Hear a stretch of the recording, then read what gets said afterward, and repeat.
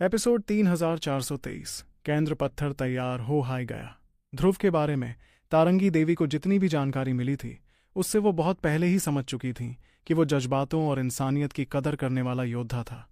उसकी कही हुई बात पत्थर की लकीर जैसी थी। वो वर्जित इलाके के उन धोखेबाज शैतानों जैसा बिल्कुल नहीं था और ना ही रानी शिरांसा की तरह था जो पल भर में किसी को भी धोखा दे सकती थी। ध्रुव उन लोगों में से एक था जिन पर आंख बंद करके भरोसा किया जा सकता था। देखा जाए तो तारंगी देवी की यह आखिरी शर्त महज एक मौका थी। अगर आने वाले वक्त में ध्रुव की ताकत आसमान छूने लगी तो ये शर्त उनके लिए बहुत बड़ा फायदा साबित हो सकती थी। और अगर ध्रुव की ताकत में कुछ खास इजाफा नहीं हुआ तो ये सौदा ऐसा होता जैसे कभी हुआ ही ना हो। इतने में तारंगी देवी ने अपना सिर हिलाते हुए हामी भरी और कहा, हाँ ध्रुव, लेकिन मुझे तुम्हें यह बताना होगा कि इसे बनाना बहुत ही मुश्किल काम है जिसमें जरा सी भी लापरवाही नहीं की जा सकती। एक छोटी सी चूक भी पूरी मेहनत बर्बाद कर सकती है। इसलिए तुम्हें मुझे और भी ज्यादा काली मिट्टी देनी होगी। कम से कम 60 लाख किलो काली मिट्टी। इस पूरे पत्थर को तैयार करने में तकरीबन 5 महीने लगेंगे। जब मैं इसमें कामयाब हो जाऊंगी तो मैं तुम्हें खुद बता दूंगी। ये सुनते ही ध्रुव ने चैन की सांस ली और हामी भरते हुए कहा, तो क्या हमारा सौदा पक्का हुआ? उसके इस सवाल पर चेहरे पर बड़ी सी मुस्कुराहट लिए तारंगी देवी ने जवाब दिया, हाँ, सौदा पक्का हुआ।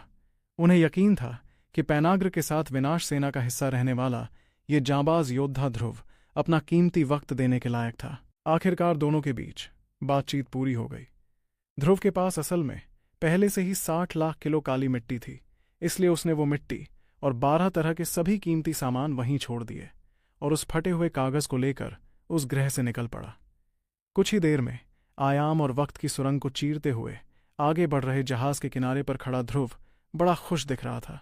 मगर इस खुशी के बावजूद उसने मन ही मन थोड़ा परेशान होते हुए खुद से कहा, मेरे पास वक्त तो काफी है, लेकिन एक बहुत ही प्राचीन और खतरनाक टूटे जाल को ठीक करना और एक एहसान का वादा करना, खैर अब जो कि सब कुछ तय हो ही गया तो इस बारे में सोचने का कोई फायदा नहीं है।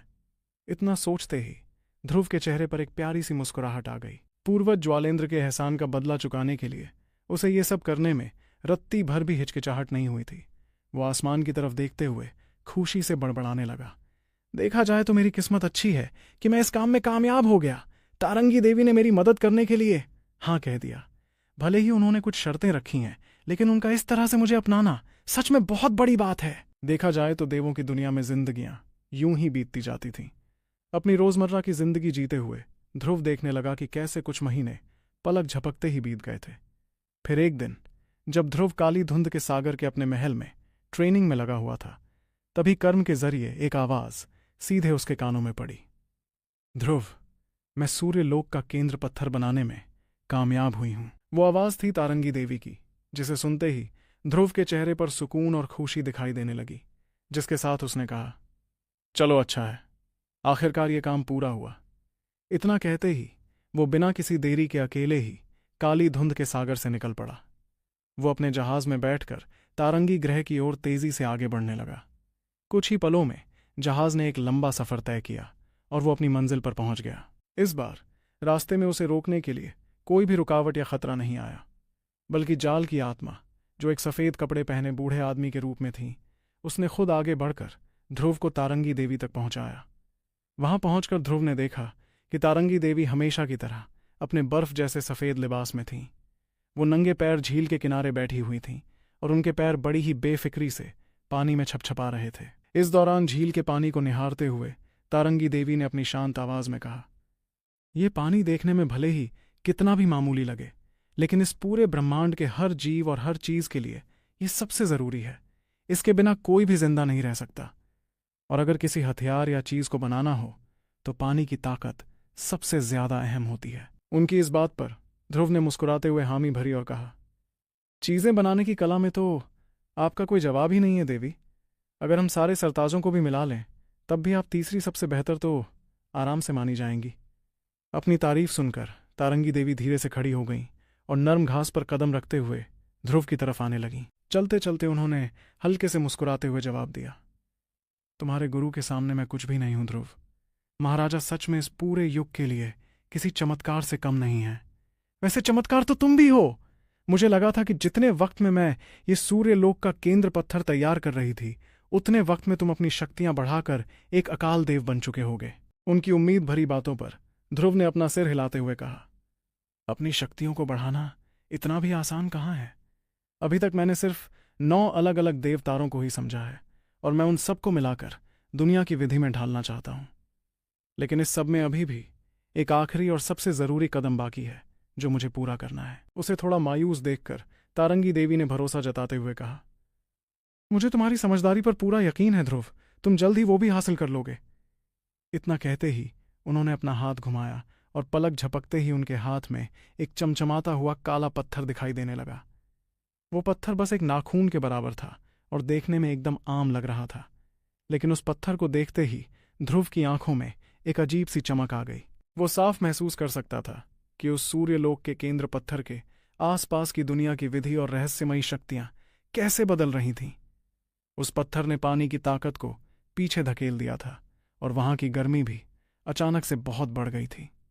यहां तक कि आसपास की आयामी शक्तियां भी भारी दबाव महसूस कर रही थीं। ये सब महसूस करते हुए ध्रुव ने हैरानी भरी आंखों से पूछा, क्या एक छोटा सा पत्थर दुनिया की विधि को इस तरह बदल सकता है? उसकी हैरानी देखकर तारंगी देवी ने वो पत्थर हवा में उछालकर उसकी तरफ फेंकते हुए कहा, यह तुम्हारे लिए है।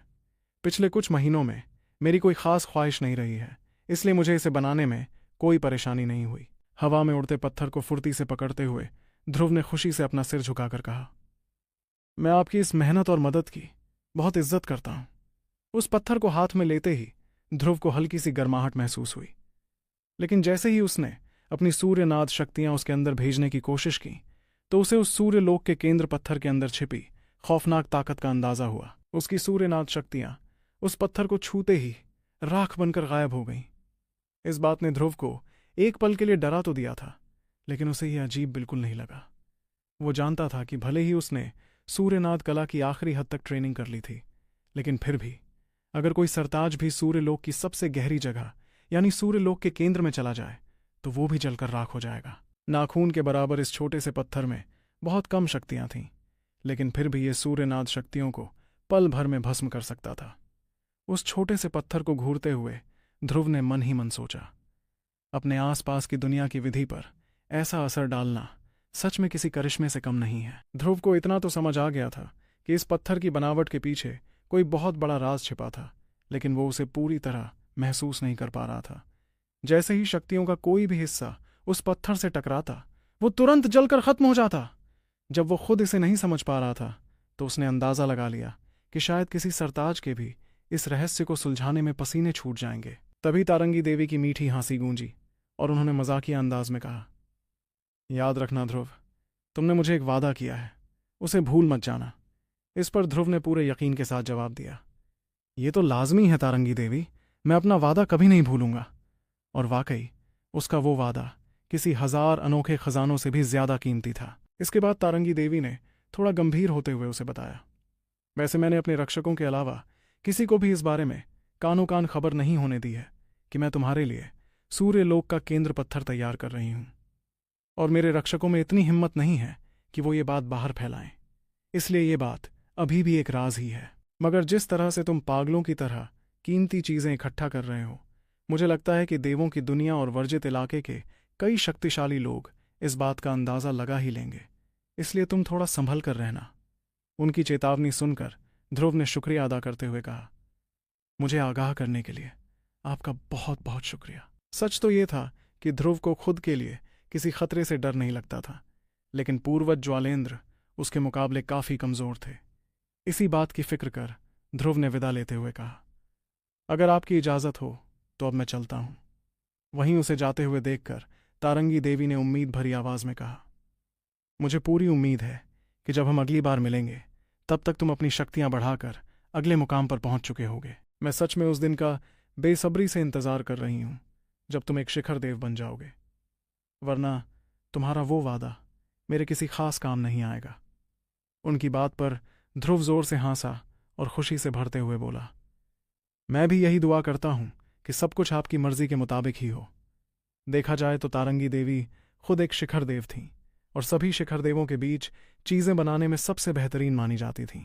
इसी वजह से कई लोग उनसे मदद मांगने आते थे। ऐसे में अगर ध्रुव शिखर देव नहीं बन पाता तो वाकई उसका वादा तारंगी देवी के लिए किसी काम का नहीं रह जाता। कुछ ही देर बाद ध्रुव उस सूर्यलोक के केंद्र पत्थर को लेकर चुपके से अपने घर की तरफ लौट पड़ा। रास्ते में ही उसने अपनी शक्तियों का इस्तेमाल करके पूर्वज ज्वालेंद्र को संदेश भेज दिया था कि वो वापस काली धुंध के सागर आ रहा था। वहां पहुंचते ही ध्रुव ने वो कीमती पत्थर बाहर निकाला और पूर्वज ज्वालेंद्र को दिखाते हुए कहा, ये देखिए पूर्वज। उस छोटे से काले पत्थर को देखते ही और उसके आसपास बदलती दुनिया की विधि को महसूस करते ही पूर्वज ज्वालेंद्र की आंखें खुशी के मारे लाल हो गईं।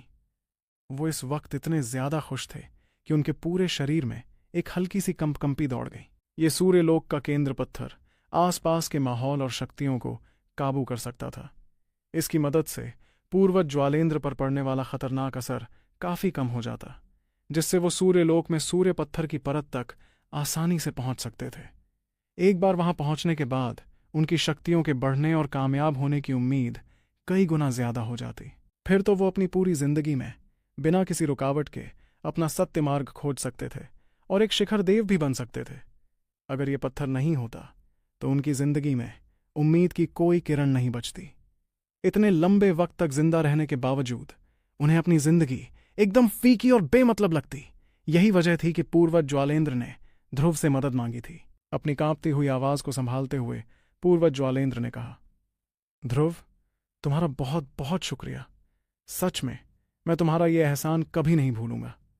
इस पर ध्रुव ने हल्का सा हंसते हुए उन्हें जवाब दिया, पूर्वज, आपको मेरा शुक्रिया अदा करने की कोई जरूरत नहीं है। बस एक छोटी सी बात है, मैं फिलहाल ये सूर्यलोक का केंद्र पत्थर आपको नहीं देने वाला। ये बात सुनते ही पूर्वज ज्वालेंद्र के पैरों तले जैसे जमीन खिसक गई। वो पूरी तरह दंग रह गए और हैरानी से सोचने लगे कि आखिर वो ऐसा क्यों कर रहा था। इसी घबराहट और उलझन में उन्होंने डरते हुए पूछा, क्या मतलब? तुम्हारा क्या इरादा है ध्रुव? क्या तुम खुद इस पत्थर को? वहीं उनकी घबराहट देखकर ध्रुव ने शांति से पूरी बात समझाते हुए कहा, अरे अपने दिमाग के घोड़ों को थोड़ा आराम दीजिए पूर्वज। ध्रुव शौर्य इतना मतलबी नहीं है। दरअसल इसके पीछे कोई और वजह नहीं है। अगर मैं ये पत्थर आपको अभी दे दूंगा तो आप तुरंत सूर्यलोक लौट जाएंगे। जरा सोचिए, अगर किसी शक्तिशाली हस्ती को इस बात की भनक लग गई तो वो क्या सोचेंगे। मैं पिछले कितने वक्त से पागलों की तरह कीमती चीजें इकट्ठा कर रहा हूं और आप भी इतने ही वक्त से मेरे पास रुके हुए हैं।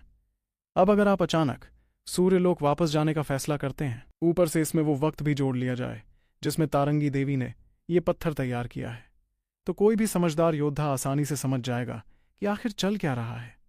उसकी ये बात सुनकर पूर्वज ज्वालेंद्र के पसीने छूट गए। ध्रुव बिल्कुल सही कह रहा था। वो इतने वक्त से यहां काली धुंध के सागर में टिके हुए थे, तो भला अब अचानक वो वापस क्यों लौटते? सूर्यलोक के केंद्र पत्थर से जुड़ी कोई भी भनक बाकी शक्तिशाली लोगों का ध्यान उनकी तरफ खींचने के लिए काफी थी। इस मामले की गंभीरता को समझते हुए ध्रुव ने आगे कहा, आपको यहीं काली धुंध के सागर में ऐसे ही रहना होगा जैसे कुछ हुआ ही ना हो।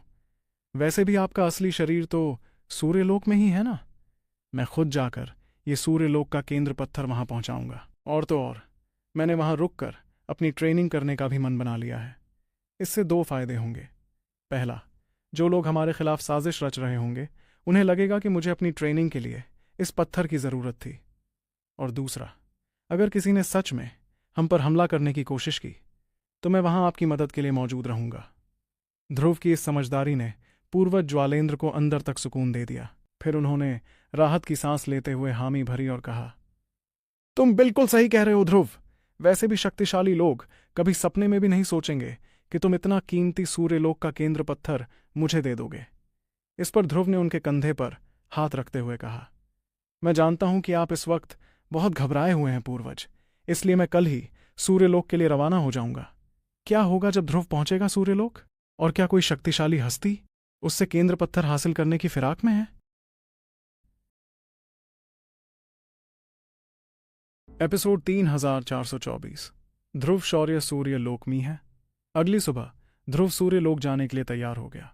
ठंडी हवाओं के बीच गहरी सांस लेते हुए ध्रुव अपने जहाज के किनारे पर खड़ा था। उसकी आंखों में एक नई उम्मीद और रोमांच साफ झलक रहा था। इस रोमांच के साथ ही उसने कुछ सोचते हुए कहा, बचपन से हमेशा अपनी दुनिया के सूरज को मैं सिर्फ देखता ही आया था, और आज मैं सूर्यलोक की बेइंतहा गर्म गहराइयों में जाने वाला हूं। ये सच में कमाल है। देखा जाए तो सूर्यलोक एक बिल्कुल ही अलग आयाम में मौजूद था। सूर्यलोक इस पूरे ब्रह्मांड के एकदम बीचों बीच मौजूद था, और उसकी चमक इतनी ज्यादा थी कि वो पूरे ब्रह्मांड के हर एक कोने को रोशन कर सकता था। जहाज पर खड़े होकर ध्रुव आयाम की कई परतों को चीरते हुए तेजी से आगे बढ़ रहा था। सामने मौजूद सूर्यलोक से ऐसी रोशनी निकल रही थी जो शुरुआत में तो थोड़ी गर्म लग रही थी, लेकिन जैसे जैसे वो नजदीक पहुंचता गया, सूरज की किरणों की तपिश तेजी से बढ़ने लगी। उसी वक्त वो विशाल तारा उसकी नजरों के सामने और भी बड़ा होता जा रहा था, यहां तक कि वो उसके अंदर छिपी एक खौफनाक और हमलावर ताकत को भी साफ महसूस कर पा रहा था। आखिर में ध्रुव ने आयाम की उन सभी परतों को पूरी तरह पार कर लिया और वो ब्रह्मांड की सबसे अंदरूनी परत में जा पहुंचा। अपनी आंखों को थोड़ा सिकोड़ते हुए ध्रुव उस विशालकाय सूर्यलोक को देखने लगा। इससे पहले वो पूर्वज ज्वालेंद्र से मिलने जहां आया था, वो सिर्फ सूर्यलोक की सबसे बाहरी परत थी। उस परत का एहसास भले ही गर्म था, लेकिन वो ध्रुव जैसे योद्धाओं के लिए मामूली सी गर्माहट थी। वहीं इस बार वो वहां से अंदर जाने वाला था। सूर्यलोक से बीच बीच में आसमान की तरफ भयंकर आग की लपटें उठ रही थीं। बाहरी परत से आगे बढ़ने पर ध्रुव को इतनी तेज झुलसाने वाली गर्मी महसूस हुई जो किसी भी जिंदगी को पल भर में राख कर सकती थी। ये गर्मी वक्त और आयाम को भी चीरती हुई हर जगह मौजूद थी, यहां तक कि सूर्यलोक की ये ताकत उस ढके हुए अंधेरे इलाके में भी आसानी से घुस पा रही थी। उसी दौरान एक और अजीब सी ताकत ध्रुव का दम घोंटने लगी। ये एक ऐसा नियम था जो चारों दिशाओं में फैला हुआ था। उस दबाव को महसूस कर मन ही मन में सोचते हुए ध्रुव ने खुद से सवाल किया, क्या ये सूर्यलोक का कोई नियम है? उसे ये मानना ही पड़ा कि जब वो सूर्यलोक के अंदर पहुंचा तभी उसे एहसास हुआ कि यहाँ के नियम शायद देवों की दुनिया और वर्जित इलाके की टक्कर के ही थे। बस यहाँ का दबाव कहीं ज्यादा जानलेवा और खौफनाक था। देखा जाए तो देवों की दुनिया किसी ऐसी जमीन की तरह थी जहां हर तरफ जिंदगी बसती थी। वहीं वर्जित इलाका इससे बिल्कुल अलग एक सूनी और खौफनाक जगह थी जो सिर्फ खतरों और तबाही से भरी थी। तो फिर सवाल ये उठता था कि ये सूर्यलोक कैसा था? ये असल में जमीन के आकार वाले किसी उल्कापिंड की तरह लग रहा था। सूर्यलोक के अंदर एक बेहद खतरनाक और हमलावर फितरत छुपी थी जो हर तरीके से दूसरों पर हावी होने के लिए बनी थी। इस दौरान हैरानी भरी नजरों से देखते हुए ध्रुव ने खुद से कहा, यह नियम सच में बहुत ज्यादा हावी होने वाला है जो अपने साथ भयानक तबाही लेकर आता है। लेकिन इस तबाही के बीच कहीं ना कहीं जिंदगी की शक्ति भी छुपी हुई है। इतना कहते ही उसने अपने जहाज को वापस समेटा और खाली हवा में कदम रखते हुए सीधे सूर्यलोक के अंदर जाने लगा। सच कहा जाए तो सूर्यलोक किसी के रहने के लिए बिल्कुल भी सही जगह नहीं थी। यहां ट्रेनिंग करने के लिए किसी भी योद्धा को बहुत ज्यादा ताकत हासिल करनी पड़ती थी। आम चौथे पड़ाव के बृहद देव तो यहां कदम रखते ही शायद जलकर राख हो जाते। तेजी से नीचे आते हुए ध्रुव सूर्यलोक की अंदरूनी सतह पर जा उतरा। सूर्यलोक की सतह पर भले ही आग की लपटें भड़क रही थीं, लेकिन ये लपटें पानी की तरह तरल हो चुकी थीं। सूर्यलोक की पूरी सतह किसी समंदर की तरह मानी जाती थी, एक ऐसा समंदर जो पूरी तरह आग से बना था। इस विशाल समंदर में लहरें भी उठ रही थीं जो उन लपटों को और ज्यादा भड़काकर उन्हें बेकाबू बना रही थीं। दूर से देखते हुए ध्रुव को उन लपटों की चमक सच में आंखों को चौंधियां देने वाली लगी। उसके पैरों के नीचे आग का वो समंदर काफी शांत महसूस हो रहा था।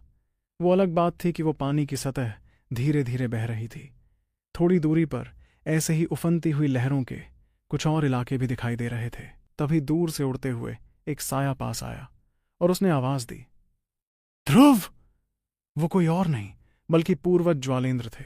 ये उनका असली शरीर था, जिन्हें देखते ही ध्रुव के चेहरे पर एक बड़ी सी मुस्कुराहट आ गई और उसने खुश होते हुए कहा, पूर्वज ज्वालेंद्र! उसके पास आते ही पूर्वज ज्वालेंद्र ने थोड़े प्यार से कहा, मेरी वजह से तुम्हें इतनी दूर तक आने की तकलीफ उठानी पड़ी ध्रुव। वहीं उनकी बात पर अपना सिर हिलाते हुए ध्रुव ने तुरंत जवाब दिया, अरे नहीं, ये कोई बड़ी बात नहीं है। मैंने वैसे भी बहुत लंबे वक्त तक सिर खपाकर ट्रेनिंग की है, तो अब मेरे लिए थोड़ा बाहर घूमना फिरना तो बनता ही था। असल में ध्रुव बंद कमरे में जितनी ट्रेनिंग कर सकता था पहले ही कर चुका था। ऐसे में सूर्यलोक या चंद्रलोक पर आकर थोड़ी सैर करना कभी कभी उसकी ट्रेनिंग के लिए कहीं ज्यादा असरदार साबित हो सकता था। आखिर यहाँ के नियम देवों की दुनिया के नियमों से कहीं ज्यादा आगे थे और उन पर गहराई से सोचने पर ही उसे आगे बढ़ने का रास्ता मिल सकता था। अपने कपड़े के अंदर हाथ डालते हुए ध्रुव ने एक पत्थर निकाला और उसे पूर्वज की तरफ उछालते हुए कहा, ये लीजिए आपका सूर्यलोक का केंद्र पत्थर। उस पत्थर को हवा में ही लपकते हुए पूर्वज ज्वालेंद्र ने अपनी अंदर की भारी खुशी को जाहिर न करने की पूरी कोशिश की और जोर से कहा, चलो अब मैं तुम्हें अंदर ले जाकर कुछ कमाल की चीजें दिखाता हूं। इतना कहते ही वो दोनों तुरंत उस आग के समंदर के अंदर गोता लगाते हुए तेजी से गहराई में जाने लगे। अंदर जाते वक्त ध्रुव के शरीर पर सूर्यनाथ शक्तियों की एक चमकदार परत बन गई थी, जिसने आसानी से उस आग को उससे दूर रखा हुआ था। आगे उड़ते हुए पूर्वज ज्वालेंद्र ने पीछे मुड़कर देखा और कहा, यह सूर्यलोक पूरी तरह से तबाही से भरा हुआ है। यहां कोई भी जीव या जानदार चीज कभी पैदा ही नहीं हो सकती। उनका यह दावा सुनकर ध्रुव की हल्की सी हंसी निकल गई और उसने उन्हें बिना टोके हुए मजाक में कहा, अच्छा क्या सच में? सच तो यह था कि उसके गुरु यानी लहसा महल के महाराजा ने उसे यहां आने से पहले थोड़ी जानकारी दी थी। उस जानकारी के मुताबिक सूर्यलोक की 5वीं परत यानी सूर्य गर्त में 2 बेहद खौफनाक जीव पैदा हुए थे। महाराजा के बताए गए हुलिये के हिसाब से देखा जाए तो वो असल में कोई जीव थे ही नहीं। वो तो बस सूर्यलोक के नियमों का रूप थे और उनके पास एक सरताज के बराबर की ताकत थी। आज तक उन्होंने कभी भी सूर्यलोक से बाहर कदम नहीं रखा था और वो हमेशा उस सूर्य गर्त में ही सोते रहते थे। कभी कभी बस मजे करने के लिए वो 4थी परत यानी काली मिट्टी की परत में चले आते थे। वो काली मिट्टी की परत ऐसी जगह थी जहां ज्यादातर सिर्फ सरताज ही जा सकते थे। अगर कोई और वहां जा सकता था तो वो सिर्फ शिखर देव ज्वाला और राजा हरीश जैसे गिने चुने शिखर देव ही थे। इसलिए इन 2 खौफनाक जीवों की सच्चाई को पूरी तरह से राज रखा गया था। दुनिया के ज्यादातर ताकतवर लोगों को तो उनके बारे में भनक तक नहीं थी। काफी देर तक उड़ने के बाद ध्रुव और पूर्वज ज्वालेंद्र आखिरकार उस सूर्य सागर की सतह के बिल्कुल निचले हिस्से में पहुंच गए। नीचे की तरफ नजर घुमाते हुए ध्रुव ने देखा कि वहां मोटे पत्थरों की एक कभी ना खत्म होने वाली परत बिछी हुई थी। उस पत्थरों की परत के अंदर तो और भी ज्यादा खौफनाक आग की शक्ति छिपी हुई थी। पूर्वज ज्वालेंद्र तेजी से नीचे गए और उन पत्थरों की परत पर जा उतरे। फिर वो पालथी मारकर वहां बैठ गए। उनके शरीर की सतह ने आसपास के नियमों पर इतना ज्यादा असर डाला था कि वो पूरे सूर्यलोक के नियमों के साथ तालमेल बिठाने लगे थे। ऐसा करने से आसपास की लपटों से उन्हें होने वाला नुकसान काफी हद तक कम हो गया था। अपनी आंखें खोलते हुए पूर्वज ज्वालेंद्र ने एक हल्की हंसी के साथ कहा, इस सूर्यलोक के केंद्र पत्थर की मदद से मैं कम से कम यहां आराम से बैठ तो सकता हूं, लेकिन सच कहूं तो मेरी इसके और ज्यादा गहराई में जाने की हिम्मत बिल्कुल नहीं है। उनकी बात सुनकर ध्रुव भी नीचे आ गया। जैसे ही उसने उस पत्थरों की परत पर अपना कदम रखा तो पूर्वज ज्वालेंद्र ने तुरंत उसे होशियार करते हुए कहा, जरा संभल कर रहना ध्रुव। लेकिन ध्रुव इस वक्त बहुत शांत था। आग की कुछ लपटों ने तुरंत उस चमकदार सूर्यनाथ शक्तियों को चीर दिया जो शुरुआत में उसके पूरे शरीर और दोनों पैरों को घेरे हुए थीं। वो सूर्यनाथ शक्तियां भले ही बहुत तेज और मजबूत थीं, लेकिन वो बचाव करने के लिए बिल्कुल भी सही नहीं थी।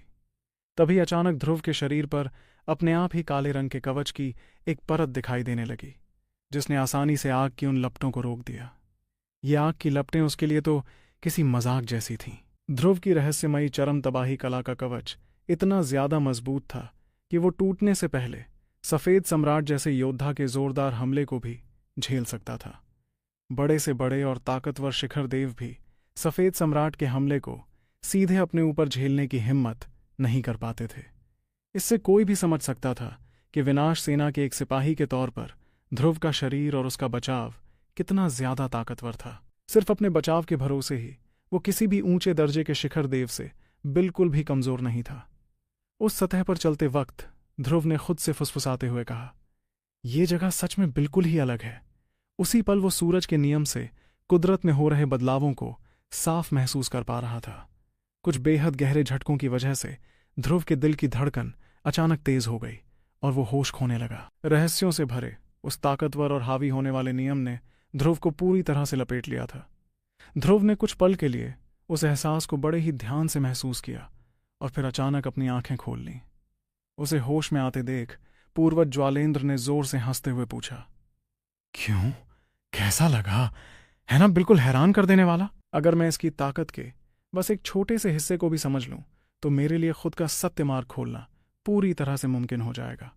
इसकी ताकत के एक हिस्से को भी हासिल करने से कोई भी शख्स सरताजों तक को सीधे टक्कर देने के काबिल बन सकता है।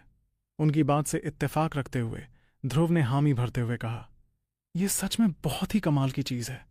मैं इसके और अंदर जाकर देखना चाहूंगा कि आखिर वहां क्या है। लेकिन उसकी बात सुनते ही पूर्वज ज्वालेंद्र की आंखें हैरानी में बड़ी हो गईं और उन्होंने हैरान परेशान होकर कहा, क्या कहा तुमने? तुम और अंदर जाना चाहोगे? पूर्वज खुद तो सिर्फ उस सूर्य लोक के केंद्र पत्थर के दम पर दूसरी परत की सतह तक ही पहुंच पाए थे और ध्रुव वहां से और नीचे जाने की बात कर रहा था। लेकिन ध्रुव ने तो अपनी बात कहकर अपनी ताकत से आयाम को चीरना शुरू कर दिया था। उसकी बेहिसाब ताकत ने उन पत्थरों की मोटी परत को भी चीर कर किनारे कर दिया और वो तेजी से गहराई में जाने लगा। जैसे जैसे वो नीचे जा रहा था, सतह के पत्थर भी धीरे धीरे वापस अपनी जगह पर आकर जुड़ रहे थे। इसी तरह ध्रुव पत्थरों की परत को चीरते हुए और भी ज्यादा अंदर की तरफ उड़ता चला गया। गहराई में जाने के साथ साथ पत्थरों के अंदर मौजूद वो आग की शक्ति भी लगातार बढ़ती जा रही थी, लेकिन फिर भी वो उसके मजबूत कवच को रत्ती भर भी नुकसान पहुंचाने के काबिल नहीं थी। जिस दौरान ध्रुव सूर्यलोक की ओर ज्यादा गहराई में जा रहा था, उस वक्त देवों की दुनिया के एक सूने पड़े इलाके में एक बेहद घने तारों वाले आसमान के नीचे हवा में तैरता हुआ एक बड़ा सा जमीन का टुकड़ा दिखाई दिया। उस जमीन पर बहुत सारे काले रंग के बांस उग रहे थे। इन काले बांसों से एक ऐसी ठंडी ऊर्जा निकल रही थी जो किसी की भी हड्डियों को जमा दे। देखा जाए तो अनगिनत काले बांसों ने उस पूरी जमीन का लगभग 90% हिस्सा घेर रखा था। उसी जमीन के बिल्कुल बीचों बीच एक के बाद एक कई आलीशान महल बने हुए थे और उन्हीं महलों में से एक के अंदर महल का भारी दरवाजा पूरी तरह बंद था। उस बड़े से दरबार में सिर्फ एक ही शख्स मौजूद था जो काले चोगे में एक ऊंचे तख्त पर बैठा हुआ था। वो दिखने में काफी दुबला पतला था और उसकी त्वचा पूरी तरह से काली थी, जिस पर कुछ अजीब से जादुई निशान बने हुए थे। यहां तक कि उसके माथे पर भी 2 छोटे छोटे सींग जैसे निकले हुए थे। वो कोई और नहीं बल्कि शांक दल का पूर्वज बाम्बो था। ये वही शैतान था जिसने बहुत पहले पूर्वज ज्वालेंद्र से जबरदस्ती सूर्यलोक का केंद्र पत्थर छीन लिया था। तभी अचानक उस सुनसान दरबार में एक आवाज गूंजी। उस बेरहम और ठंडी आवाज ने कहा, पूर्वज बाम्बो, तारंगी देवी ने ध्रुव शौर्य के लिए एक सूर्यलोक का केंद्र पत्थर तैयार कर दिया है और ध्रुव उसे ज्वालेंद्र को देने के लिए सीधे सूर्यलोक जा रहा है। बल्कि वो दोनों तो इस वक्त सूर्यलोक पर ही मौजूद हैं। ये खबर मिलते ही पूर्वज बाम्बो के होठों पर एक शैतानी सी मुस्कुराहट तैर गई और उसने ताना मारते हुए कहा, कमाल है, बहुत ही कमाल है। तुम केंद्र पत्थर से निकलने वाली ताकत को भी इतनी दूर से महसूस कर सकते हो। मानना पड़ेगा, तुम्हारी काबिलियत सच में लाजवाब है। उसकी बात पर उस ठंडी आवाज ने बस अपना गुस्सा जाहिर किया और फिर वो आवाज वहीं हवा में कहीं गायब हो गई। पूर्वज बाम्बो अभी भी उसी तख्त पर पालथी मारकर बैठा हुआ था। अपने कर्म की ताकत का इस्तेमाल करते हुए वो खुद भी इस बात को महसूस कर पा रहा था कि ध्रुव और पूर्वज ज्वालेंद्र दोनों सच में इस वक्त सूर्यलोक पर ही मौजूद थे। अपने माथे पर फिक्र की लकीरें लाते हुए पूर्वज बाम्बो ने खुद से कहा, तो ध्रुव शौर्य भी वहीं है? ये तो थोड़ी परेशानी वाली बात हो गई। इस योद्धा ने बहुत कम वक्त के लिए ट्रेनिंग की है, लेकिन फिर भी आदि देव की फहरिस्त में ये मुझसे थोड़ा ऊपर ही है। कुछ देर सोचने के बाद उसने अपनी शैतानी मुस्कान वापस लाते हुए कहा, खैर, मुझे थोड़ा इंतजार करना होगा। जैसे ही वो ध्रुव वहां से निकलेगा, मैं तुरंत उस बूढ़े पूर्वज ज्वालेंद्र को जान से मार दूंगा और एक बार फिर वो सूर्यलोक का केंद्र पत्थर अपने कब्जे में ले लूंगा। क्या इस बार पूर्वज बाम्बो के शैतानी इरादों को नाकाम कर पाएगा ध्रुव, या फिर इस बार भी पूर्वज ज्वालेंद्र हो जाएंगे अपनी कोशिश में नाकाम? एपिसोड 3423 केंद्र पत्थर तैयार हो हाय गया। एपिसोड 3425 शातिर को पता चल हाय गया। पूर्वज बाम्बो को पता चल चुका था कि ध्रुव सूर्यलोक का केंद्र पत्थर लेकर पूर्वज ज्वालेंद्र के साथ सूर्यलोक में था। इस बारे में सोचकर हल्की हंसी के साथ पूर्वज बाम्बो ने एक साधारण सा दिखने वाला काले लोहे का टुकड़ा बाहर निकाला। ऐसा करते हुए उसने खुद से कहा, अगर मैं धर्मगुरु को सूर्यलोक का केंद्र पत्थर तोहफे के तौर पर दे दूं तो वो मुझे पिछली बार की ही तरह एक बहुत बड़ा इनाम देंगे। वैसे भी धर्मगुरु सच में बहुत दरियादिल हैं। अपने हाथ में उस काले लोहे को देखते हुए पूर्वज बाम्बो के चेहरे पर एक लालची मुस्कुराहट आ गई और उसने खुश होते हुए कहा, मुझे ऐसा लग रहा है कि मेरी बुनियाद और भी ज्यादा गहरी होती जा रही है। क्या पता इस पत्थर को भेंट करने के बाद मेरे लिए कोई नया सत्य मार्ग ही खुल जाए। इतना कहने के बाद पूर्वज बाम्बो ने गहरी सांस ली और मुस्कुराते हुए आगे कहा, ज्वालेंद्र, तुम सच में मेरे लिए किसी फरिश्ते से कम नहीं हो। जैसे जैसे पूर्वज बाम्बो इस बारे में सोच रहा था, उसकी खुशी और भी बढ़ती जा रही थी। उसी खुशी में उसने आगे कहा, तुम्हारी इज्जत वाकई बहुत बड़ी है। जो ध्रुव शौर्य ने तुम्हें वो सूर्य लोक का केंद्र पत्थर दे दिया। खैर जो भी हो, मेरे लिए तो यही सबसे अच्छा हुआ। हे। बाम्बो अच्छी तरह जानता था कि अगर वो सूर्य लोक का केंद्र पत्थर ध्रुव के पास होता तो उसे हासिल करने का कोई रास्ता नहीं था। ध्रुव इतना ज्यादा ताकतवर था कि शिखर देवों को भी उसे मारने में पसीने छूट जाते। अगर बाम्बो ने ध्रुव पर हमला करने में जरा सी भी देरी की होती तो ध्रुव के दोस्त जैसे कि शिखर देव, ज्वाला और बाकी लोग तुरंत वहां पहुंच जाते। इसलिए अगर वो पत्थर ध्रुव के पास रहता तो बाम्बो कभी भी ऐसी बेवकूफ़ी करने की हिम्मत नहीं करता। लेकिन पूर्वज ज्वालेंद्र, वो तो ध्रुव के मुकाबले बहुत ज्यादा कमजोर थे। वहीं दूसरी ओर सूर्यलोक की गहराई में ध्रुव एक काले रंग का कवच पहने हुए था और अपनी पूरी ताकत से सूर्य पत्थर की परत के अंदर घुसने की कोशिश कर रहा था। वो उस मोटी परत को चीरते हुए आगे बढ़ रहा था और जैसे जैसे वो अंदर जाता उसके पीछे का रास्ता अपने आप भरता जाता। ध्रुव अपनी शक्तियों से उस परत को फाड़ते हुए लगातार आगे बढ़ता जा रहा था। उसके आसपास धधकती हुई आग में कई सुनहरे तारे चमक रहे थे और वहां का दबाव लगातार बढ़ता जा रहा था। लेकिन फिर भी ध्रुव का रहस्यमयी चरम तबाही कवच उस भयानक दबाव को झेलने में पूरी तरह कामयाब हो रहा था। चारों तरफ फैली उस आग को महसूस करते हुए ध्रुव ने मन ही मन सोचा, ये सूर्य पत्थर की परत तो बहुत ज्यादा मोटी है। अगर देखा जाए तो इसके मुकाबले सूर्य सागर बहुत ही पतला था। ध्रुव की ताकत इतनी ज्यादा थी कि सूर्य पत्थर की परत की रुकावट के बावजूद भी वो तेज रफ्तार से आगे बढ़ सकता था। उसे इस आग के अंदर चलते हुए पूरा एक दिन बीत चुका था, लेकिन फिर भी वो उसी सूर्य पत्थर की परत में फंसा हुआ था जहां अब आग की लपटें और भी ज्यादा भयानक होती जा रही थीं। आखिरकार सूर्य पत्थर की परत के अंदर अपने सफर के 5वें दिन ध्रुव सूर्य लोक के एक बहुत ही गहरे हिस्से में पहुंच गया। उस बंद पत्थर की परत के अंदर कई आग की लपटें सुनहरे तारों के साथ जगमगा रही थीं। ये लपटें इतनी खतरनाक थीं कि किसी भी शक्तिशाली योद्धा को आसानी से जलाकर राख कर सकती थीं। ये तो सिर्फ ध्रुव के रहस्यमयी चरम तबाही कवच का कमाल था, जिसकी वजह से वो वहां बिल्कुल सुरक्षित था। अचानक अपने कदमों को रोकते हुए ध्रुव ने खुद से सवाल किया, क्या मैं तीसरी परत के पास पहुंच रहा हूं? उसे वहां एक बहुत ही हल्की सी लहर महसूस हो रही थी। वो लहर भले ही कमजोर लग रही थी, लेकिन वो पूरे सूर्यलोक के सबसे गहरे हिस्से से निकल कर आ रही थी। और जैसे ही वो लहर उसके शरीर से टकराई तो ध्रुव का रहस्यमयी चरम तबाही कवच भी हल्का हल्का कांपने लगा। उस कंपन को महसूस करते हुए ध्रुव तुरंत कुछ समझ गया, जिसके चलते उसने कहा, ये तो सूर्य तरंग की परत है। वो अब सूर्यलोक की तीसरी परत यानी सूर्य तरंग की परत की सरहद पर पहुंच चुका था।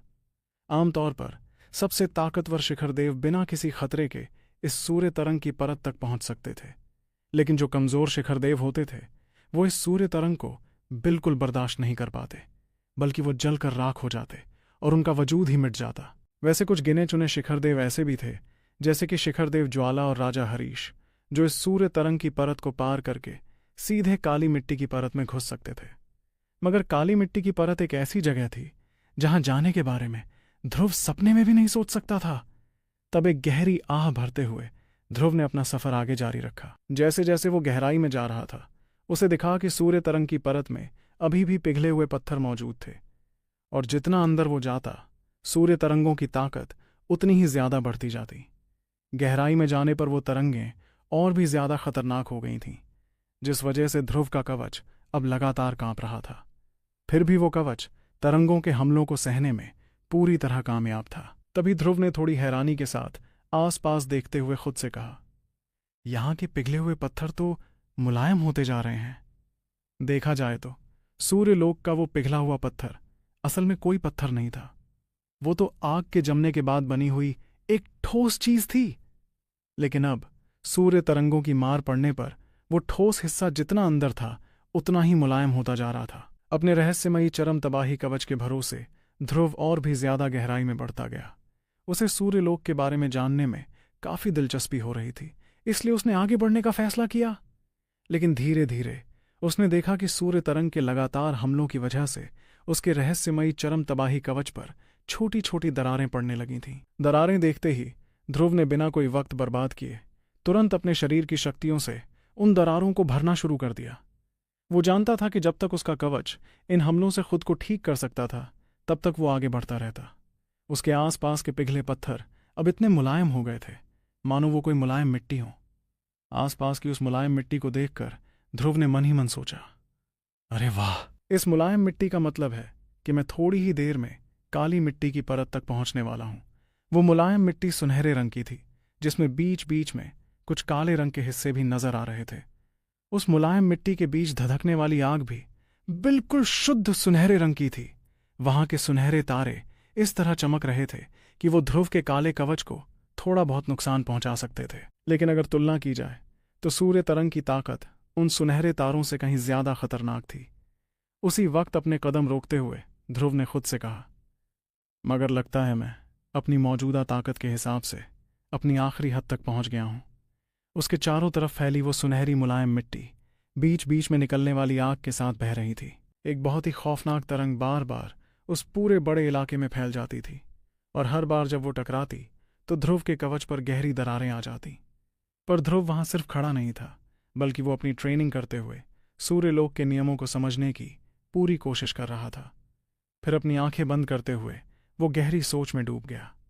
उसे महसूस हुआ कि आग में बहुत से गहरे रहस्य छुपे हुए थे। वो आग इतनी बेरहम और खौफनाक थी कि वो अपने रास्ते में आने वाली हर चीज को जलाकर खाक कर रही थी। ये एक ऐसा कहर था जिससे बचकर वापस जाने का कोई रास्ता ही नहीं बचता। ये सूर्य तरंग के गहरे रहस्य थे। वो सूर्य तरंग वहां के हर एक कोने से होकर गुजर रही थी, और हर एक तरंग में थोड़ा थोड़ा फर्क था। इस तरह सूर्य तरंग के बारे में थोड़ा सा सोचने के बाद ध्रुव ने अपना पूरा ध्यान सूर्यलोक के नियमों पर लगा दिया। देखते देखते वक्त गुजरता गया, और वहां उसे कुछ महीने यूं ही बीत गए। इस दौरान ध्रुव अपनी शक्तियों के जरिए सूर्यलोक की और ज्यादा गहराई में जाने की लगातार कोशिश कर रहा था। वो जानता था कि शारीरिक तौर पर वहां जाना उसके लिए फिलहाल नामुमकिन था, मगर शक्तियों के जरिए काफी आगे जाने पर अचानक सूर्यलोक की गहराई से उसे एक भारी और गूंजती हुई आवाज सुनाई पड़ी। उस आवाज को सुनते ही सुनहरी मुलायम मिट्टी के आसपास बैठे ध्रुव ने तुरंत अपनी आंखें खोल दी। उसकी आंखों में हैरानी साफ झलक रही थी, और उसने झटके से खुद से सवाल किया, ये आवाज कैसी? कहीं ये सूर्य गर्त के अंदर मौजूद वो दो सरताज तो नहीं है? ऐसा कहते ही ध्रुव ने एक बार फिर अपनी आंखें बंद करते हुए एक गहरी सांस ली। फिर वो उस गरजने की आवाज को बड़े ध्यान से सुनने की कोशिश करने लगा। वैसे तो वो आवाज यहां तक पहुंचते पहुंचते काफी कमजोर हो चुकी थी, लेकिन फिर भी ध्रुव उस आवाज के पैदा होने की सही जगह का अंदाजा लगा पा रहा था। उसे पक्का यकीन था कि वो आवाज किसी बहुत बड़े और विशालकाय जीव की थी, और वो विशालकाय जीव इस वक्त मजे में उड़ते हुए ऐसी जोरदार दहाड़े मार रहा था। ध्रुव की समझ के मुताबिक वो जानवर इस वक्त काली मिट्टी की परत में उड़ रहा था। अचानक अपनी आंखें खोलते हुए ध्रुव के चेहरे पर एक बड़ी सी मुस्कुराहट छा गई। फिर उसने खुद से बात करते हुए कहा, लगता है अब वापस लौटने का वक्त आ गया है। किसने सोचा था कि मुझे इस तरह सूर्यगर्त के तिलिस्मी जानवर की दहाड़ काली मिट्टी की परत के पास सुनने को मिल जाएगी। मेरी किस्मत सच में बहुत अच्छी है। ऐसा सोचते हुए उसने तुरंत वहां से वापस लौटने का फैसला किया। वहीं दूसरी ओर सूर्यलोक की बाहरी परत पर पूर्वज ज्वालेंद्र इस वक्त ध्रुव को अलविदा कहने के लिए खड़े थे। उन्होंने हैरानी भरी नजरों से उसे देखते हुए पूछा, ध्रुव, तुम इतनी जल्दी वापस जा रहे हो? तुम्हें तो यहां कुछ ही महीने बीते हैं। उनकी बात पर ध्रुव जोर से हंसा और फिर मुस्कुराते हुए बोला, पूर्वज, आपके लिए शायद ये कुछ महीनों का वक्त बहुत छोटा होगा, लेकिन मेरे लिए तो ये काफी लंबा वक्त है। और वैसे भी सूर्यलोक की गहराइयों में रहकर ट्रेनिंग करने के लिए मुझे अपने जख्मों को ठीक करने के साथ साथ कई और चीजों पर भी ध्यान देना पड़ता है। इसलिए मैंने सोचा है कि पहले मैं काली धुंध के सागर लौट जाऊंगा और वहां जाकर तसल्ली से उन शक्तियों की ट्रेनिंग करूंगा जो मैंने यहां सीखी हैं। इस बात से इत्तेफाक रखते हुए पूर्वज ज्वालेंद्र ने उसे अपनी राय देते हुए कहा, तुम बिल्कुल ठीक कह रहे हो। जब मैं खुद सूर्य पत्थर की परत में ट्रेनिंग करता हूं तो मुझे भी आग की लपटों से बचने के साथ साथ बाकी चीजों पर ध्यान लगाना पड़ता है। मेरा भी ध्यान पूरी तरह से नई चीज़ें सीखने पर नहीं लग पाता। इसीलिए मैं भी अक्सर सीखी हुई चीज़ों को अच्छे से समझने के लिए वापस सूर्यलोक की इस बाहरी परत पर आ जाता हूँ। धीरे धीरे ही सही, पर एक एक करके ही चीज़ें समझ में आती हैं। उनकी बात को समझते हुए ध्रुव ने हामी में अपना सिर हिलाया और इज्जत भरी आवाज में कहा, आपको मुझे छोड़ने के लिए यहां तक आने की जरूरत नहीं थी पूर्वज। अपनी बात पूरी कर उसने लापरवाही से अपना हाथ लहराया। उसके ऐसा करते ही एक बड़ा सा जहाज वहां आ पहुंचा। फिर ध्रुव तुरंत छलांग मारकर उस जहाज पर चढ़ा और अगले ही पल वो जहाज वक्त और आयाम का सीना चीरते हुए वहां से गायब हो गया। इस दौरान पूर्वज ज्वालेंद्र मुस्कुराते हुए ध्रुव के जहाज को दूर जाते हुए देखते रहे। जब वो आंखों से ओझल हो गया तो उन्होंने तुरंत अपनी कर्म शक्तियों का इस्तेमाल करके आसपास के माहौल का जायजा लिया। सब कुछ शांत पाकर उन्होंने राहत की सांस ली और खुद से बड़बड़ाते हुए कहा, शुक्र है बाम्बो अभी भी अपने ही इलाके में है। माना कि ध्रुव का खुद तारंगी देवी के पास जाकर सूर्यलोक का केंद्र पत्थर बनवाना एक गहरा राज है, लेकिन फिर भी मुझे होशियार रहना होगा। मुझे पूरा यकीन है कि बाम्बो को इस बारे में जरा सी भी भनक नहीं है। इतना कहकर वो मुड़े और सूर्यलोक के सागर की बाहरी परत पर बनी अपनी झोंपड़ी में वापस चले गए। वहां जाकर वो खामोशी से उन शक्तियों के बारे में सोचने लगे जो उन्होंने पिछले कुछ वक्त में हासिल की थीं। इस दौरान वहां से काफी दूर एक कम रोशनी वाले दरबार के अंदर का नजारा दिखाई दिया। पूर्वज बाम्बो अपने बड़े से तख्त पर बैठा था और अपने हाथ में मौजूद एक काले रंग की धातु को ध्यान से देख रहा था। अचानक उसकी पलकें झपकीं और उसने दूर चमकते सूर्यलोक की तरफ अपनी नजरें घुमाईं। अगले ही पल उसके होंठों पर एक शैतानी मुस्कुराहट तैर गई और वो बुदबुदाते हुए बोला, तो ध्रुव वापस लौट गया? मुझे पहले से ही पता था। इस ध्रुव ने तो अभी बस कुछ ही वक्त से ट्रेनिंग शुरू की है। भला वो सूर्यलोक जैसी खतरनाक जगह पर और कितनी देर टिक सकता था? अभी तो उसके लिए अपनी ताकत को बढ़ाना ज्यादा जरूरी है। अपनी इस शातिर सोच पर मगन होते हुए पूर्वज बाम्बो ने अपनी आंखों में एक लालच भरी चमक के साथ आगे कहा, कोई जल्दी नहीं है।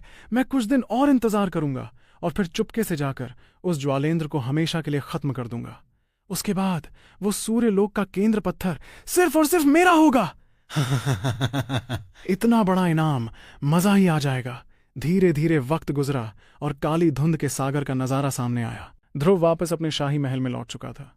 उसे ट्रेनिंग शुरू करने की कोई जल्दी नहीं थी। अपनी थकान मिटाने के लिए वो आराम से लेट गया, लेकिन उसका यह आराम ज्यादा देर तक टिक नहीं पाया।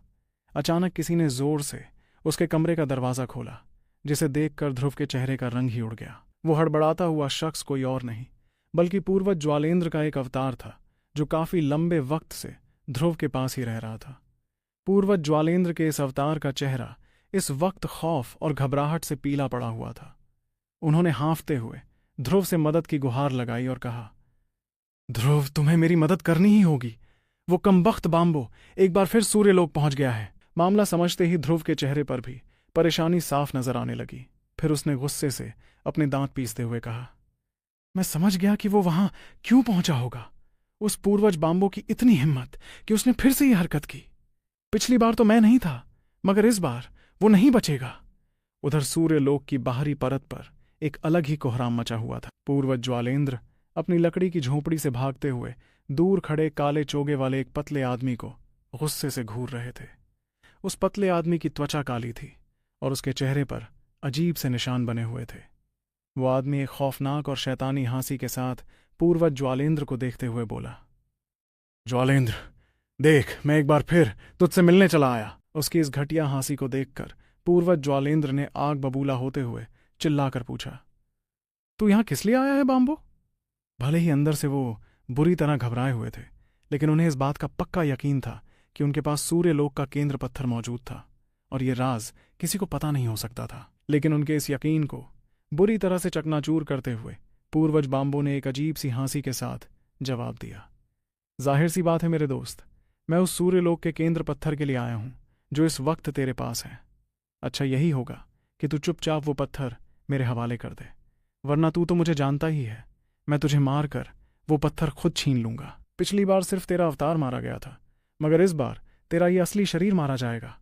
क्या वक्त पर पूर्वज ज्वालेंद्र को बचा पाएगा ध्रुव? और कैसे संभालेगा वो इस ताकतवर बाम्बो को? एपिसोड 3426। काबिल हाय नहीं डॉट खौफनाक कातिल भी है। सूर्यलोक में पूर्वज ज्वालेंद्र के असली शरीर के सामने पूर्वज बाम्बो आ गया था। उसने साफ तौर पर कह दिया कि वो इस बार भी सूर्यलोक का केंद्र पत्थर छीनने आया था। वहीं उसकी वो बात सुनकर पूर्वज ज्वालेंद्र के पैरों तले जमीन ही खिसक गई। उन्होंने हैरत भरी आवाज में हड़बड़ाते हुए कहा, तू तुझे तुझे इस बारे में कैसे? वहीं उनकी बात को बीच में ही काटते हुए बाम्बो ने बड़ी ही बेरुखी से अपना हुक्म सुनाया, चुपचाप वो पत्थर मेरे हवाले कर दे। मेरे पास तेरा फालतू तमाशा देखने का वक्त नहीं है। इसी दौरान पूर्वज बाम्बो अपनी कर्म शक्तियों का इस्तेमाल करके ध्रुव, शिखरदेव, ज्वाला और बाकी लोगों के होने की सही जगह का पता लगा रहा था। उसे पता चल गया था कि ध्रुव को यहां तक पहुंचने में अभी काफी वक्त लगने वाला था, और इतने वक्त में तो वो पूर्वज ज्वालेंद्र को 10 बार जान से मार सकता था। आखिर पूर्वज बाम्बो सबसे शक्तिशाली लोगों में से एक जो था, और उसकी ताकत लगभग एक शिखरदेव के बराबर थी। तभी अचानक कर्म शक्तियों में हुई हलचल से एक अंश वहां उभरने लगा। वो अंश कोई और नहीं बल्कि ध्रुव था। ध्रुव ने अपनी खूंखार और भारी आवाज में पुकारा, पूर्वज बाम्बो! उसकी आवाज सुनकर पूर्वज बाम्बो ने बगल में खड़े उस अंश की तरफ देखा। वो अच्छी तरह जानता था कि यह सिर्फ कर्म शक्तियों से बना ध्रुव का एक अंश था, जिससे उसे कोई खतरा नहीं था। इसलिए उसने झूठ मूठ की हैरानी दिखाते हुए कहा, अरे तो ये सम्राट ध्रुव शौर्य हैं!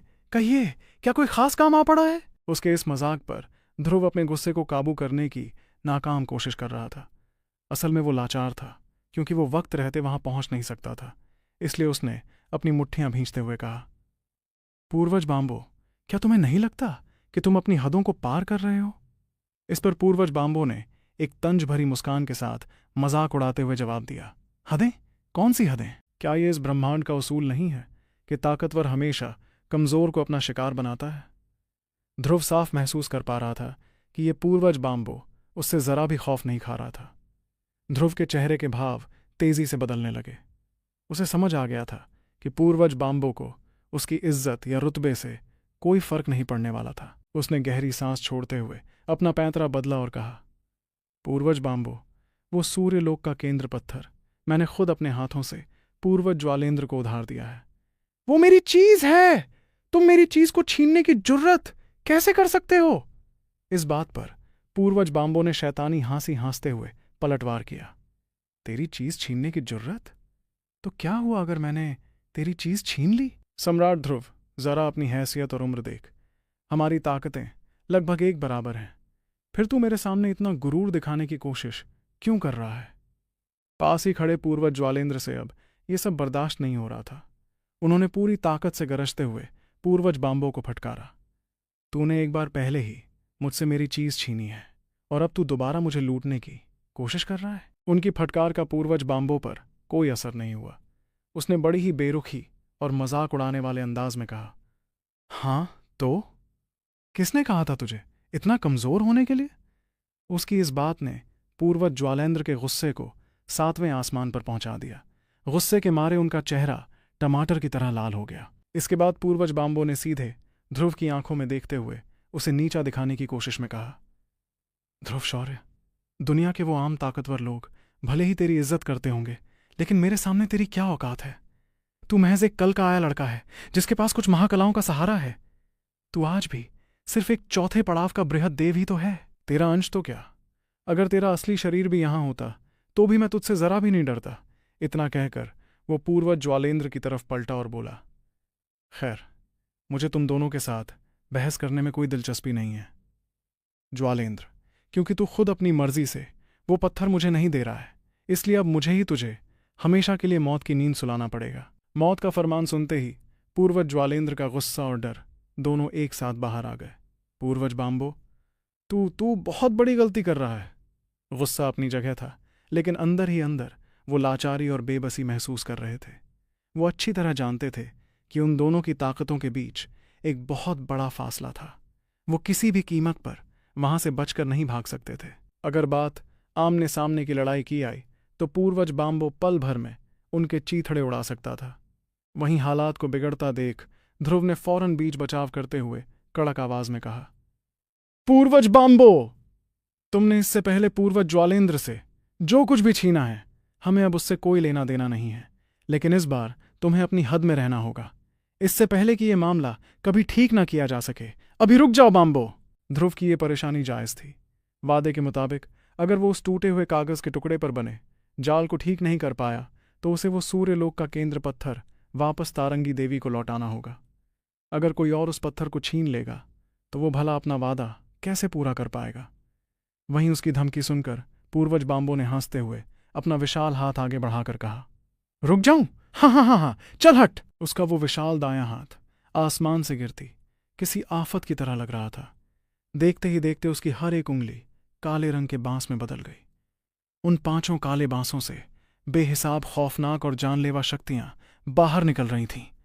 खतरे को भांपते हुए पूर्वज ज्वालेंद्र ने एक खौफनाक दहाड़ मारी और खुद को एक चमकती हुई गहरी जामुनी रोशनी की धार में बदल लिया। उस जामुनी धार से इतनी खतरनाक गर्मी निकल रही थी जो अपने रास्ते में आने वाली हर चीज को राख कर सकती थी। लेकिन बाम्बो के उस विशाल हाथ ने फौरन आगे बढ़कर उन्हें अपनी गिरफ्त में जकड़ लिया। उन काले बांसों की ठंडी और मजबूत पकड़ ने पूर्वज ज्वालेंद्र की उस आग को पूरी तरह से दबाकर रख दिया। दोनों के बीच एक भयंकर टक्कर हुई। बूम पूर्वज ज्वालेंद्र चाहे जितनी भी कोशिश कर लें, उनकी हालत पिंजरे में कैद किसी जानवर जैसी हो गई थी। हर एक वार के साथ उनके शरीर पर गहरी चोटें आ रही थीं। भले ही उनका वो आग वाला शरीर बचने में माहिर था, लेकिन लगातार हो रहे इन जोरदार हमलों की वजह से उनके घाव और गहरे होते जा रहे थे और वो मौत के करीब पहुंच रहे थे। अपनी जीत का जश्न मनाते हुए पूर्वज बाम्बो जोर जोर से हंसने लगा। बड़ा आया मुझसे टकराने वाला। हंसते हुए उसने पास खड़े ध्रुव को बड़ी ही मजाकिया नजरों से देखा। अगले ही पल एक बेहद दर्दनाक और लाचार चीख गूंजी, बाम्बो! और इसी चीख के साथ पूर्वज ज्वालेंद्र का असली शरीर राख में बदलकर हमेशा के लिए खत्म हो गया। उन्हें मौत के घाट उतारने के तुरंत बाद पूर्वज बाम्बो ने उनके छोड़े गए खजाने में से उस सूर्यलोक के केंद्र पत्थर को निकालकर अपने कब्जे में कर लिया। उस पत्थर को ध्यान से देखते हुए पूर्वज बाम्बो ने ध्रुव की तरफ देखा और जोर से उसका मजाक उड़ाते हुए कहा, वाह! सूर्यलोक के केंद्र पत्थर का एक और टुकड़ा! हा हा हा हा! देख ध्रुव शौर्य, मैंने तेरी आंखों के सामने उसके असली शरीर को मार डाला। अब बता तू मेरा क्या कर लेगा? कुछ नहीं ना? हाँ हाँ हाँ। ध्रुव की आंखों में इस वक्त खून उतर आया था और उसने मौत जैसी खौफनाक आवाज में धीमी आवाज में कहा, बाम्बो, आज तूने सिर्फ पूर्वज ज्वालेंद्र की जिंदगी खत्म नहीं की है, बल्कि तूने उनके खून से अपनी मौत का फरमान भी लिख दिया है। मैं क्या कर लूंगा, ये तुझे बहुत जल्द पता चल जाएगा। ये कहकर ध्रुव का वो अंश हवा में धुएं की तरह गायब हो गया। वहीं ध्रुव के अंश को गायब होते देख पूर्वज बाम्बो अपनी शैतानी हंसी के साथ बड़बड़ाया, गुस्सा? ओह, तो बच्चा नाराज हो गया है। हाँ हाँ हाँ, उसकी और मेरी ताकत लगभग एक बराबर है, तो अगर वो गुस्सा हो भी जाए तो मेरा क्या उखाड़ लेगा। अपनी बात पूरी कर उसने आगे की तरफ एक कदम बढ़ाया और अगले ही पल वो भी वहां से गायब हो गया। पीछे रह गया तो सिर्फ वो हमेशा की तरह जलता हुआ सूर्यलोक जो अपनी रोशनी और गर्मी से पूरे इलाके को रोशन कर रहा था। दूसरी तरफ काली धुंध के सागर पर बने बड़े से महल में मौजूद पूर्वज ज्वालेंद्र का अवतार काफी परेशान नजर आ रहा था। उनका चेहरा पूरी तरह पीला पड़ गया था। कुछ देर बाद पूर्वज ज्वालेंद्र का वो अवतार पूरी तरह से कमजोर पड़ने लगा। उन्होंने अपनी बेबस नजरें ध्रुव की तरफ की और धीमी आवाज में कहा, ध्रुव, इस बार भी मैं सूर्यलोक का केंद्र पत्थर नहीं बचा पाया। ये सब मेरी वजह से हुआ है। आने वाले वक्त में अगर तुम्हें वो पत्थर तारंगी देवी को लौटाना पड़ा तो वो सब मैं संभाल लूंगा। देखा जाए तो पूर्वज ज्वालेंद्र अच्छी तरह जानते थे कि उनके पास उस पत्थर को लौटाने का कोई जरिया नहीं था। सूर्यलोक का केंद्र पत्थर इतना नायाब और अनमोल खजाना जो था। अपने किए पर पछतावा करते हुए पूर्वज ज्वालेंद्र जोर जोर से गिड़गिड़ाने लगे और उन्होंने आंसू बहाते हुए कहा, मुझे माफ कर दो ध्रुव, मुझे माफ कर दो। इस वक्त उनका दिल गुस्से, अफसोस और दर्द से भरा हुआ था। वो तो खुद को कोस रहे थे कि आखिर उन्होंने ध्रुव से मदद ही क्यों मांगी। अगर उन्होंने ऐसा नहीं किया होता तो क्या ये सब होता। अब आने वाले वक्त में ध्रुव वो पत्थर कैसे लौटाएगा। उनकी बातों को बीच में काटते हुए ध्रुव ने बड़े ही साफ अंदाज में जवाब दिया, इसमें आपकी कोई गलती नहीं है। अब ये मसला पूर्वज बाम्बो और मेरे बीच का है। मैंने साफ साफ कहा था कि वो पत्थर मेरा है, लेकिन फिर भी उसने उसे छीन लिया। इतना कहने के बाद ध्रुव के चेहरे पर एक बड़ी ही कातिलाना और खौफनाक मुस्कुराहट आ गई, जिसके साथ उसने आगे कहा, आप बेफिक्र रहिए पूर्वज ज्वालेंद्र। बाम्बो जैसे लोगों से निपटना मैं अच्छी तरह जानता हूं। अपनी बात पूरी कर ध्रुव आसमान की तरफ तेजी से उड़ा और वहां से चला गया। वहीं उसे जाता देख पूर्वज ज्वालेंद्र बस अपनी आंखों से उसे विदा करते रहे। उन्होंने दर्द और बेबसी में अपनी मुट्ठी कस ली। पूर्वज बाम्बो के वो कड़वे अल्फाज उनके दिमाग में गूंज रहे थे। किसने कहा था तुझे इतना कमजोर होने के लिए? वो अल्फाज बार बार गूंज रहे थे, जैसे अनगिनत चींटियां उनके दिल को नोच रही हों। ध्रुव के लिए अफसोस और पूर्वज बाम्बो के लिए नफरत, दोनों जज्बात उनके दिल में सैलाब की तरह उमड़ रहे थे। वहीं दूसरी ओर एक दूर के लोक में एक बहुत बड़ा शांक इलाका मौजूद था। वहां ढेर सारी पहाड़ियों के बीच पूर्वज बाम्बो अपने चेहरे पर मुस्कुराहट लिए एक काले रंग के बांस को सहला रहा था। वो इस वक्त काफी अच्छे मिजाज में नजर आ रहा था और उसने हंसते हुए खुद से कहा, किसने सोचा था कि मुझे ज्वालेंद्र जैसे 2 कौड़ी के योद्धा से सूर्यलोक के 2 अनोखे केंद्र पत्थर मिल जाएंगे। मेरी किस्मत तो सच में कमाल है। जब मैं वो एक पत्थर धर्मगुरु को तोहफे में दूंगा तो पता नहीं वो मुझे इनाम में क्या देंगे। लेकिन अचानक पूर्वज बाम्बो के चेहरे का रंग थोड़ा बदल गया। उसने दूर आसमान की तरफ देखा।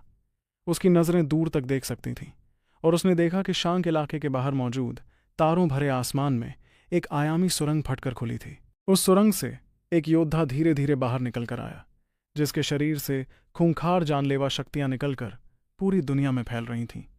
उस योद्धा को देखते ही पूर्वज बाम्बो की आंखें फटी की फटी रह गईं और उसने खुद से सवाल करते हुए बड़बड़ाया, ध्रुव शौर्य, इसकी यहां आने की हिम्मत कैसे हुई? वो जानता था कि वो और ध्रुव आदिदेव की फहरिस्त में एक दूसरे के आगे पीछे थे। उनकी लड़ने की ताकत लगभग बराबर थी। और तो और इस वक्त वो अपने खुद के इलाके में था। उसके हिसाब से अगर ध्रुव सच में वहां लड़ने आया था तो यह सिर्फ शक्तियों की बर्बादी थी। बाम्बो की नज़र में ध्रुव उसका बाल भी बांका नहीं कर सकता था। फिर भी उसे लग रहा था कि ध्रुव जैसा समझदार शख्स बिना सोचे समझे यूं लड़ने नहीं आता। लेकिन हकीकत में ध्रुव सच में वहां आ गया था। तभी पूर्वज बाम्बो ने अपने कर्म का इस्तेमाल किया और उसे यकीन हो गया कि शिखरदेव ज्वाला, जो ध्रुव के बहुत करीब थे, वो उसके साथ नहीं आए थे। फिर चेहरे पर एक शैतानी हंसी लाते हुए पूर्वज बाम्बो ने कहा, ये यहां अकेला आया है? लगता है गुस्से ने इसे अंधा कर दिया है, तभी तो ऐसी बेवकूफी कर रहा है। शेर की गुफा में एक अकेले हिरण का आना शेर के लिए तो अच्छा ही होता है। आयामी सुरंग से बाहर आते ही ध्रुव के शरीर से निकलने वाली जानलेवा शक्तियां आसमान को छूने लगी थीं। उसकी नजरें बेहद कातिलाना थीं। जब उसने काले बांसों से भरे उस इलाके को गौर से देखा, उन ढेरों काले बांसों से एक अजीब सी जंगली और कड़वी शक्ति महसूस हो रही थी। तभी ध्रुव ने अपनी पूरी ताकत से दहाड़ा, बाम्बो, बाहर निकल! देख, मैं तेरे घर आ गया। क्या तू मेरा स्वागत नहीं करेगा? उसकी आवाज दुनिया की शक्ति के साथ मिलकर पूरे शांक इलाके में गूंजने लगी। उसकी वो गुस्से भरी दहाड़ किसी बिजली की तरह कड़की और पूरे शांक इलाके के कोने कोने में फैल गई। इस आवाज को सुनकर पूर्वज बाम्बो के नीचे काम करने वाले सभी लोग घबरा गए। सभी के शरीर कांपने लगे, क्योंकि उस दहाड़ में ऐसी इच्छा शक्ति मिली हुई थी जिसने उन्हें घुटने टेकने पर मजबूर कर दिया था। यहां तक कि कुछ कमजोर लोग तो उसी पल बेहोश होकर गिर पड़े। इतने में एक साया चमका और सीधे शांक इलाके के ठीक ऊपर आकर खड़ा हो गया। वो साया कोई और नहीं बल्कि पूर्वज बाम्बो था, जिसने काले रंग का चोगा पहना था और जिसकी काली त्वचा पर अजीब से निशान बने हुए थे। उसने दूर खड़े ध्रुव का सामना करते हुए चेहरे पर एक बड़ी सी मुस्कुराहट लाकर कहा, अरे ये तो ध्रुव ही है, क्या बात है? एक छोटा सा पत्थर क्या खो गया, तेरी मेरे इलाके में आकर यूं तमाशा करने की हिम्मत कैसे हो गई? कहीं तू खुद को कुछ ज्यादा ही बड़ा तो नहीं समझने लगा है? देख, मैं तुझे नसीहत देता हूं कि चुपचाप यहां से चला जा, वरना अगर हमारे बीच जंग हुई तो तू सिर्फ अपने लिए मुसीबत ही खड़ी करेगा। लेकिन ध्रुव का गुस्सा बढ़ता ही जा रहा था। इतने वक्त से उसके अंदर किसी को खत्म करने की ऐसी आग नहीं जली थी, मगर इस पूर्वज बाम्बो ने सच में उसे गुस्से से पागल कर दिया था। उसने पहले भी एक बार सूर्यलोक का केंद्र पत्थर छीना था और फिर भी उसमें इतना गुरूर था। ऐसे लोगों से ध्रुव सबसे ज्यादा नफरत करता था। ऐसे लोग तो योद्धाओं के नाम पर सिर्फ और सिर्फ धब्बा थे। घटिया काम करने के बावजूद इन्हें कोई शर्म नहीं आती थी। ये जंगलीपन तो जैसे इनकी हड्डियों में बस चुका था। वो तो बस इसलिए था कि वर्जित इलाका ऐसे ही लोगों से भरा पड़ा था और पहले ध्रुव की ताकत भी कम थी, इसलिए उसने कभी इन बातों पर ज्यादा ध्यान नहीं दिया। लेकिन इस शख्स ने तो सीधे उसकी नाक के नीचे से चोरी की थी। ऐसे में ध्रुव भला शांत कैसे रह सकता था? अपने हाथ को घुमाते हुए ध्रुव ने बुदबुदाया, मेरे दोस्त, बाहर आने का वक्त आ गया और अगले ही पल उसके हाथ में एक लाल रंग का भाला आ गया। ये उसका खूनी संहार देव हथियार था, जिसे वो पिछले कई सालों से निखार रहा था और जिसका नाम था मंगल मेघ भाला। इतने सालों की मेहनत के बाद ध्रुव के हाथों में इसकी ताकत किसी भी आम बृहद देव के हथियार से कहीं ज्यादा हो गई थी। वो अकाल देव हथियार बनने से बस एक कदम दूर था।